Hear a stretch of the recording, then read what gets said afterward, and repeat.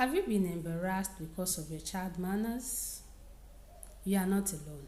Many parents feel this worldwide. But there's something we need to know that children are not born with manners. These are skills that they learn as they are growing up. And with the help, patience, and tolerance of we parents, we can instill manners to them.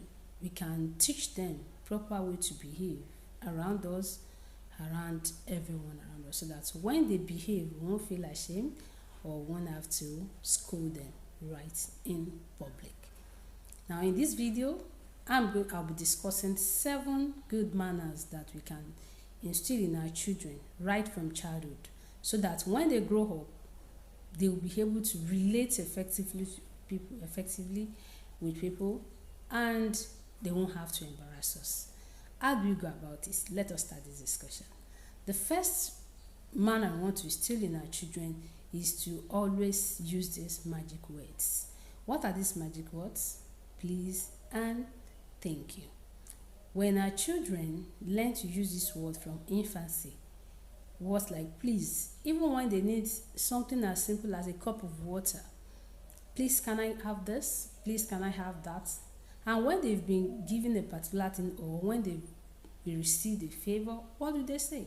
We teach them to say thank you, right from simple meal that we prepare at home, right from snacks that we give to them, right from sweets that we give to them.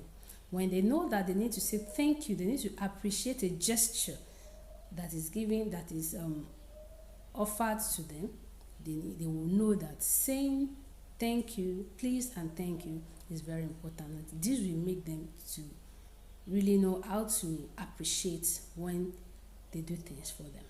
The second one is that we want to be good example to our children. We want to be good example to them. How do I mean?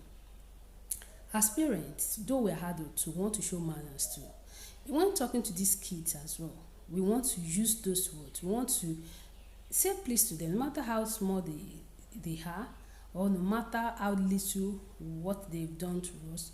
We want to tell them thank you. We want to instill this into them. We want to be polite ourselves. When they see us in our relationship with others, when they see us in our dealing to how politely we talk to others, we talk to those around us, you see them following our examples. When they walk with us along the way, they see us saying greetings to people.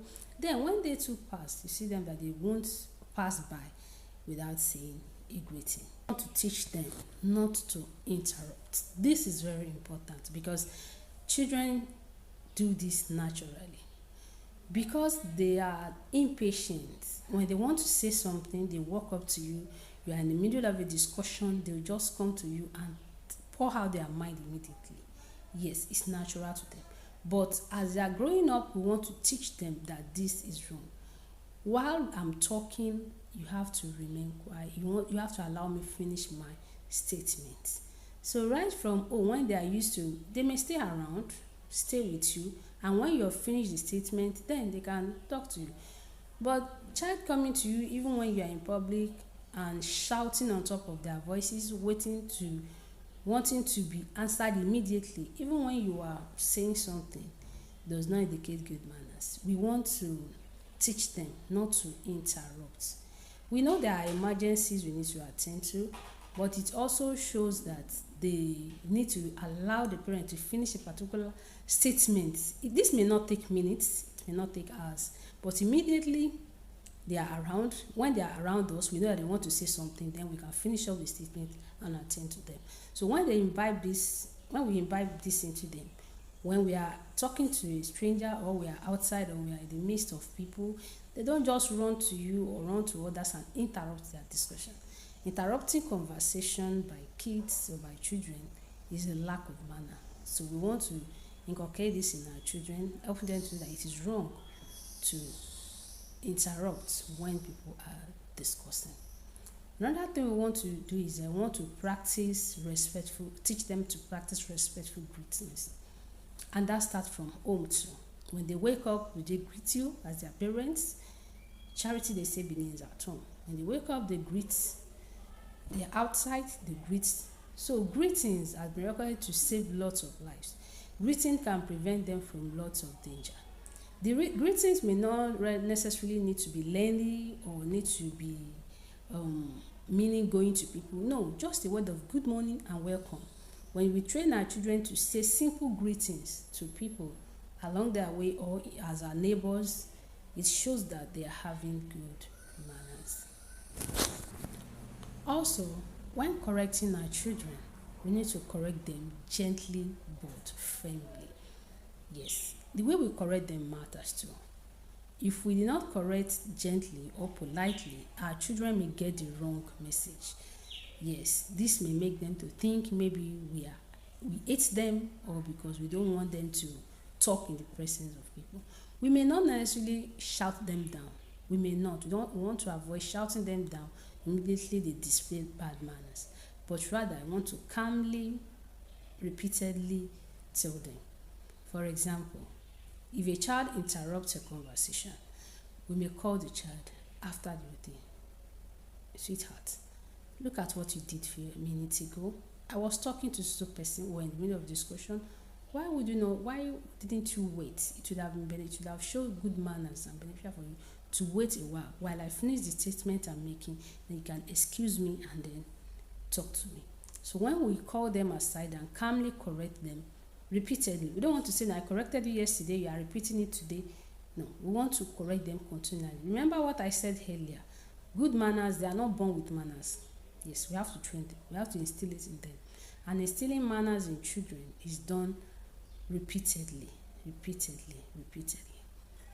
The next one is that we want to praise and also encourage any good manners that they display. Maybe it's greeting, maybe it's just saying thank you. We want to praise them. Children thrive well when they are praised for a particular action. You see them repeating that action because they are praised for it. So we want to praise them generously when they done something well. And also, lastly, we want to practice every day. Yes, we want to practice good manners every day. As parents, we are not above the law. It's not only our children that should display good manners. When we parents display good manners, naturally, we see our children also displaying good manners. If we did not relent in our effort, teaching them, correcting them on a daily basis, we don't need to tire out. We know that it's our duty to teach them, to inculcate good manners in them. And if we do not relent, they will really learn and benefit from this. Finally, we need to understand that teaching good manners in our children does not mean they have to be perfect. No. Trying to make them perfect children, we are creating another problem. But we want to instill in them to be respectful when they deal with people and to be tolerant, to be easy to stay around with without insulting others or without being disrespectful.